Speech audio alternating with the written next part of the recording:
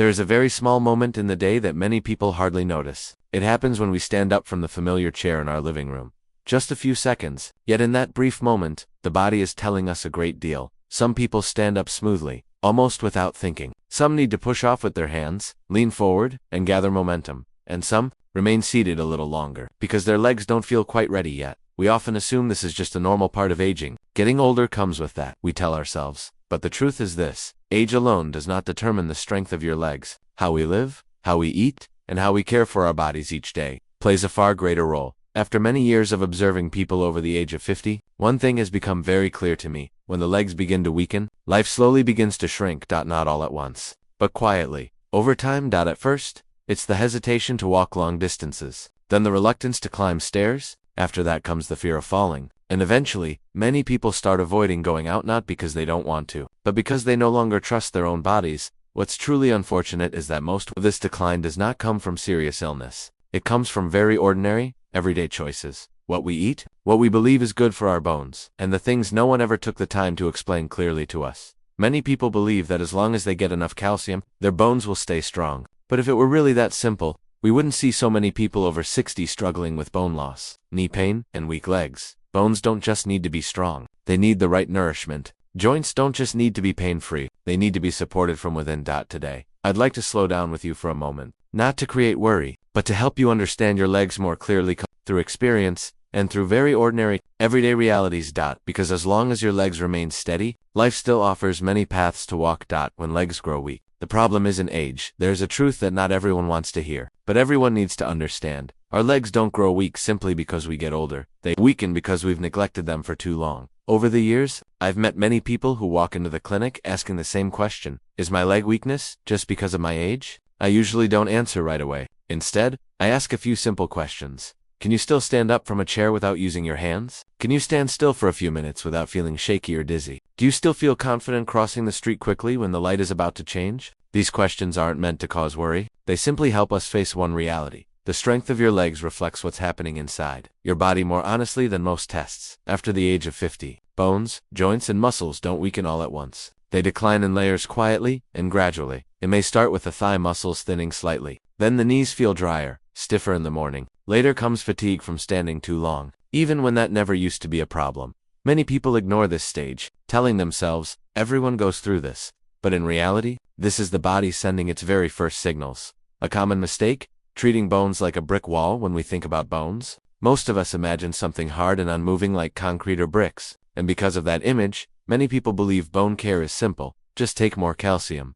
But bones are not walls. Bones are living tissue. They are constantly being built up and broken down every single day. Old cells are replaced by new ones. Minerals are deposited, then withdrawn again when the body needs them. If calcium enters the body without a guide, it doesn't know where to go. It may remain in the bloodstream, it may settle in blood vessels, and in many cases it never reaches the bones at all. That's why some people take calcium for years, yet their bone density continues to decline. Not because they're completely wrong, but because what they're doing is incomplete and imprecise. Bones do need calcium, yes, but they also need vitamin K to hold calcium in place. They need magnesium to stay flexible. They need phosphorus to build structure. They need collagen to prevent brittleness. And most importantly, bones need joints that still move. Without movement, bones don't receive the signal to renew themselves.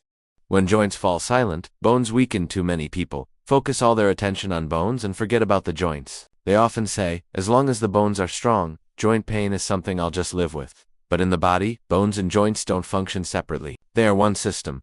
When joints become dry, mildly inflamed over long periods, or lose their protective cushioning, movement becomes more difficult. And when movement decreases, bones are no longer stimulated to maintain their density. This is why some people show only mild bone loss on imaging, yet struggle significantly with walking. It's not that the bones weakened first, it's that the joints had been deteriorating for a long time. The body is very intelligent. When a joint hurts, it forces us to limit movement as a form of protection. But when that limitation continues for too long, that same protection ends up weakening the entire leg, every day.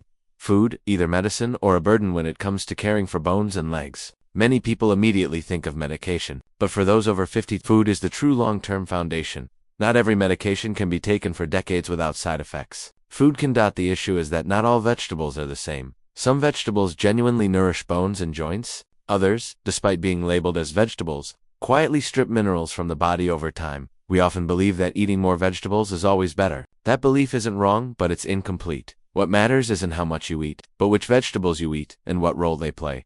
Some vegetables help guide calcium into the bones. Some help joints move more smoothly. And some, when eaten frequently, cause calcium to leave the bones without us ever realizing it. These differences aren't noticeable in a week or even a month, but after several years, the body gives a very clear answer and important perspective before talking about specific vegetables. Before going into specific vegetables, there's one thing I want you to remember. There's no vegetable that fixes everything, and there is no vegetable you eat once and immediately feel a difference.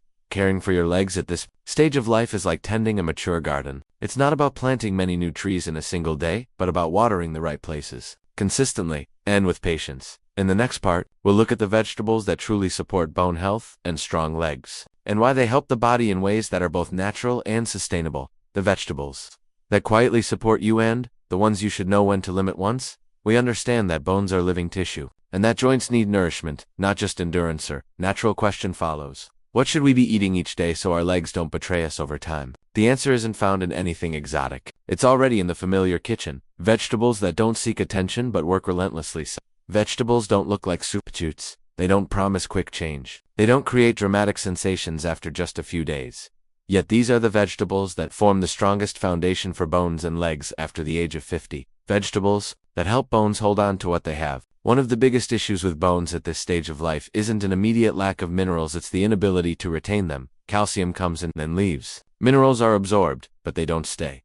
Vegetables rich in vitamin K, magnesium, and phosphorus act like quiet gatekeepers. They don't make bones bigger, but they help bones keep what they've already built. When these vegetables are eaten consistently, the body begins to distribute minerals more wisely. Bones are prioritized, blood vessels are protected, and bone loss slows naturally. You may not feel this change in a few weeks, but over the course of a few years, the difference becomes profound. Vegetables that care for your joints before the pain begins. Joints usually don't speak up until it's already too late. By the time pain becomes noticeable, cartilage has already worn down significantly, joint fluid has decreased, and quiet inflammation has been present for a long time. Vegetables rich in soluble fiber, antioxidants, and anti-inflammatory compounds help joints retain moisture, smooth movement, and elasticity. They don't eliminate pain overnight, but they slow the drying and wearing process of the joints. Many people only recognize the value of these vegetables after they stop eating them and notice their bodies feeling stiffer, heavier, and less flexible just a few months later. Not every vegetable is on the side of your bones. This surprises many people. We grow up believing that vegetables are good, and for the most part, that's true. But as the body becomes more sensitive to salt, inflammation, and mineral loss, especially later in life, some familiar vegetables can quietly become a burden if they're used the wrong way. When salt makes bones pay the price, some vegetables are prepared in ways that strip them of their original nourishing role. When salt intake is too high, the body is forced to flush out sodium to maintain balance, and in that process, calcium is often lost along with it. This happens quietly, without immediate pain, without obvious symptoms, but over the years, bones become thinner, and legs grow weaker, without anyone fully understanding why. The issue isn't the vegetable itself. It's how that vegetable is processed and consumed day after day. When certain vegetables interfere with mineral absorption beyond salt. There's another factor that's rarely discussed. Natural compounds in some plants can bind minerals in the digestive tract, preventing proper absorption. This isn't always harmful. In younger bodies, there's often enough resilience to adapt. But after the age of 50, when absorption efficiency declines, regularly eating vegetables that block minerals can leave bones undernourished. Even when the diet looks balanced on the surface, this is why some people eat quite healthfully, yet their bone test results never improve. What matters is not elimination, but knowing your limits. When I talk about vegetables that should be limited, I'm not calling for complete avoidance. The human body doesn't need extremes. It needs understanding and moderation. A vegetable may be beneficial in one context, but less suitable if eaten too frequently in another. A cooking method that works well at 30 may no longer be ideal at 60. Understanding this allows us to stop fearing food and start choosing it consciously. How the body responds when you eat the right way. When your diet begins to align more closely with what your bones and joints truly need. The body doesn't announce it with applause, it responds quietly.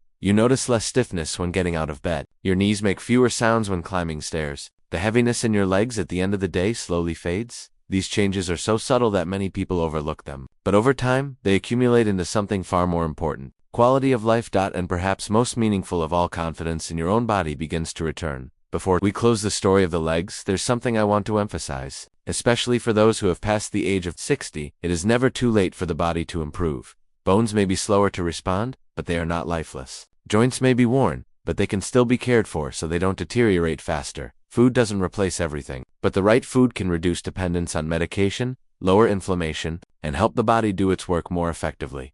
Your legs don't need to be what they were at 30, they only need to be steady enough to carry you forward safely, confidently, and without fear. There is something deeply beautiful about the human body that we sometimes forget. It keeps adapting until it no longer can. Legs are no different. They don't weaken in a single day. They tire gradually through years, through meals, through small habits we barely notice. And then one day, we realize we no longer move as naturally as we once did. That realization isn't meant to bring blame. It's meant to offer a new beginning, slower, wiser, and more intentional. Caring for your legs at this stage of life isn't about turning back time. It's about respecting what your body has now and helping it function as well as it can. You don't need to change everything at once. Just start with something small, a choice in the kitchen, a meal with less salt, a vegetable that better supports your bones and joints. These changes don't create instant miracles, but they build a foundation, and over time, that foundation helps the body stand steadier against the inevitable challenges of aging. You may not notice the difference right away, but one morning, as you rise from your chair, as you take a few steps without thinking, you'll feel a familiar lightness you thought was gone. That isn't youth returning. It's the feeling of being at home in your own body again. Aging doesn't have to be filled with fear. It can be slower but deeper, quieter but clearer. And if your legs are still strong enough to carry you on an evening walk in the fading sunlight, strong enough to stand beside loved ones in life's important moments, then that is already a life well worth appreciating. Thank you for staying with me until the end.